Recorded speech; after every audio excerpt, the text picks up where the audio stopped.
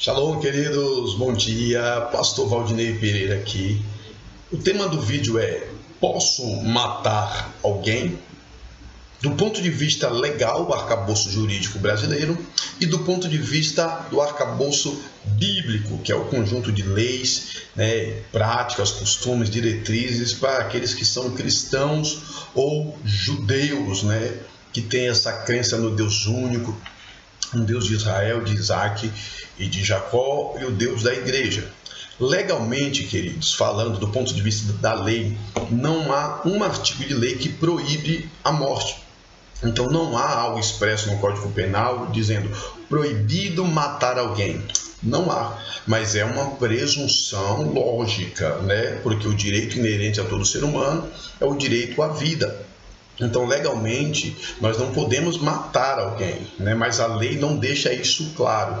E a própria lei, quando eu falo lei no sentido amplo da coisa, ela estabelece exceções. Então, você pode matar em legítima defesa, você pode matar em legítima defesa sua ou de terceiro. Por exemplo, a guerra. A guerra é permitido matar, Na guerra ali, tal, tiro para lá, tiro para cá, é permitido matar. Agora, do ponto de vista do arcabouço bíblico, é proibido matar? Já na Bíblia, você acredita que no Decálogo, o conjunto dos 10 mandamentos, ali existe um mandamento que diz expressamente: não matarás.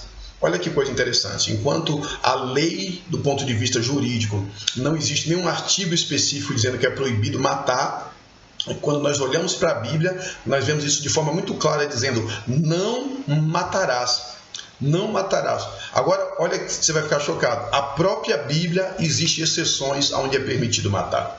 Sabia que na Bíblia existe a pena de morte, olhando para o Antigo Pacto, ou comumente chamado de Velho Testamento? Existia exceções à regra, ou existe, porque ainda há um grupo de pessoas que são regidos pelas leis do Antigo Testamento, a saber, o povo judeu, a nação de Israel. Então, existia possibilidades, por exemplo, a questão do adultério. Por exemplo, quando era pego em adultério, e isso aí era confirmado, os dois adúlteros ali, eles eram punidos com a pena de morte através do apedrejamento. Para quem é amante da Bíblia, veja o texto de João capítulo 8, a mulher adúltera. E que é interessante que aqueles homens que querem pegar Jesus em alguma falha, eles trazem apenas a mulher, eles não trazem o homem também, Então Jesus vai dizer: quem dentre vós não tem pecado, que atire a primeira pedra. Jesus teve uma saída maravilhosa ali e ainda deu uma lição importantíssima para todos os que estavam ali. Então a Bíblia tem um texto claro que proíbe matar alguém, porém existem algumas exceções, Haja vista essa exceção que eu acabei de dizer, as pessoas pegam em adultério. Por exemplo, se você tem uma propriedade do ponto de vista bíblico, olha que interessante como que as coisas se encaixam aqui, Se você tem uma propriedade e alguém invade sua propriedade à noite, tá? Não é durante o dia, invade essa propriedade à noite. E aí, para você expelir essa pessoa, você usa meios que ferem essa pessoa, e essa pessoa veio a morrer, durante a noite.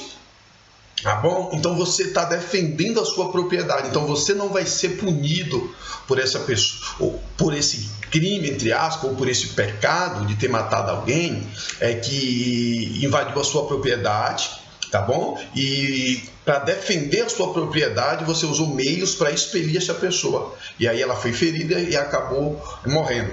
Parênteses, não estou falando que você deve matar alguém, de maneira nenhuma. A vida é dom de Deus e a vida é tutelada também pelo nosso ordenamento jurídico. E isso é tão impactante que desde a gestação, ou como a lei chama, o nascituro, é o feto que está sendo gerado, ele já é protegido pela lei.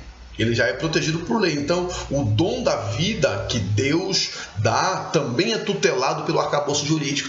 E aqui nós vamos ver uma perfeita subsução, uma perfeita sincronia entre aquilo que é arcabouço bíblico e aquilo que é arcabouço jurídico. Porque a propriedade nossa é algo inviolável, não é isso que a Constituição fala? Que a casa é abrigo inviolável.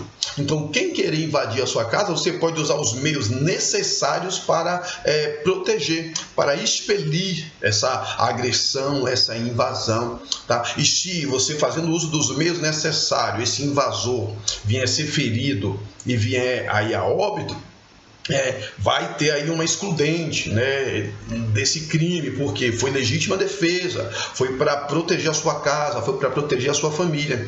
Então nós vemos, a nossa Constituição, ela é de 88, né, mas a primeira lá de 1891, teve a do Império, mas enfim, nós não temos 300 anos de Constituição, mas olha só a Bíblia Sagrada, que segundo o povo judeu, a lei já tem mais de 5.000 anos.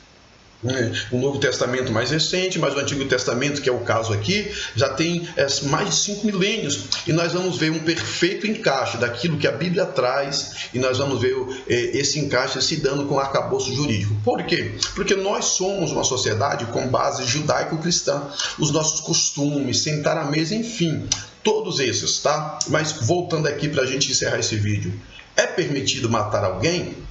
A priori não. A priori, nem biblicamente, nem legalmente, né? Por quê? Porque a vida é o direito supremo a ser protegido. Desde quando você é fecundado até quando você morre, todos os mecanismos são para proteger a vida. Um hospital, medicação, cirurgia, é tudo para proteger, para ressalvar a vida. Tá bom? Então, para você entender isso, existem exceções na lei jurídica, existem exceções na lei bíblica, apesar de não ter um artigo que proíba matar alguém diretamente, mas nós começamos a perceber, olha, se eu defendo a vida, não tem como, não precisa eu dizer que é proibido matar, porque eu já estou defendendo a vida. Só que a Bíblia já foi mais específica e falou, olha, não matarás. Quando o eterno Deus de Israel, ele dá ali o decálogo a Moisés, né? Ele desce com aquelas leis escritas que resume os outros 613, que não são apenas 10 mandamentos, são 613 mandamentos. Aqueles 10 é um resumo, né? Seria basicamente os princípios ali. Ele diz, vem escrito expressamente, não matarás. Não matarás, só que aí nós falamos das exceções que há. Então, como que a gente interpreta isso? Como que a gente, calma aí, a Bíblia está se contradizendo? A Constituição se contradiz? De maneira nenhuma, querido. Existe algo chamado princípios. O que são princípios? Princípios é como se fosse as colunas de uma casa. Princípios é o que vai dar norte para a construção dessa casa, né? As vigas, as colunas.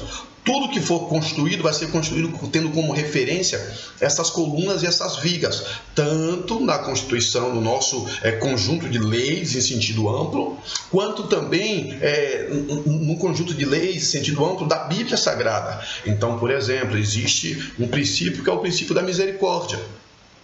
Existe o princípio da misericórdia, existe a questão do princípio do perdão, existe a questão do princípio, né, do amor. Entende? Então, tudo que a gente for olhar para a Bíblia, a gente precisa olhar com os olhos destes e outros princípios. A mesma questão no nosso arcabouço jurídico. Tudo que nós formos olhar para a lei jurídica, nós precisamos olhar com os olhos ou com a lupa destes princípios. Dignidade da pessoa humana, né? A proteção à vida, o direito que o ser humano já nasce com ele, o direito à felicidade, o direito de viver.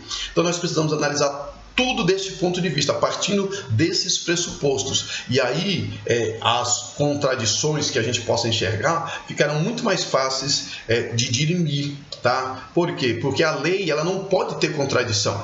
E quando existe uma contradição aparente na lei, o que é que o juiz, o que é que o advogado, para quem não sabe também eu sou advogado, ele faz? Ele vai colocar os óculos do princípio.